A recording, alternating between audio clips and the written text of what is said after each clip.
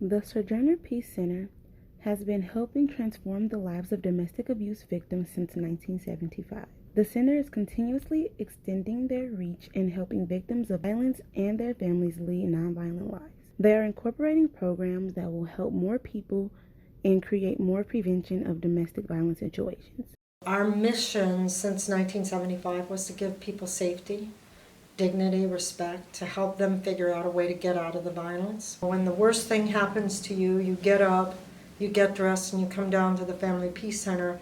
And the most important thing we do is we give you love and respect and dignity. And up until now, we have been housing women and kids, about 600 women and kids a year.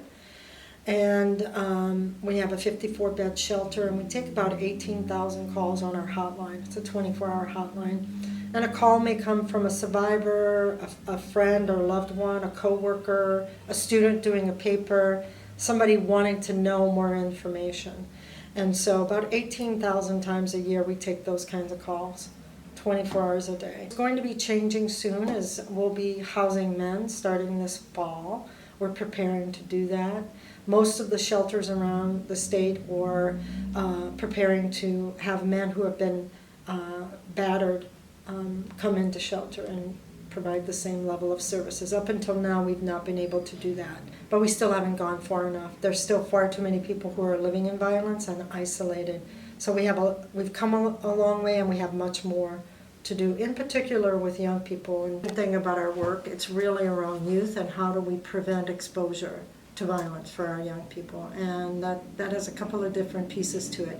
One, we need to prepare young people to be in relationship, right? So we need to give them the information that they need to be leaders in the field and be a resource for other people impacted by domestic violence, and give them the information they need to protect themselves. So what if they get in an unhealthy relationship? What are the signs? What do you look for? How do you reach out for help? So how do you be someone that someone can approach if they're being hurt? And then how can you take care of yourself? And we do that through a series of activities. I think you can end violence in Milwaukee within 2 generations. We're starting to put that out there, that if we do a good job of helping people who've been hurt and harmed heal themselves, and heal themselves in a way that they can show up for their kids, and we work with those kids, the next generation should be free of exposure. We hope. That's our dream. If you need more information on the Sojourner Family Peace Center, here are some ways to get it.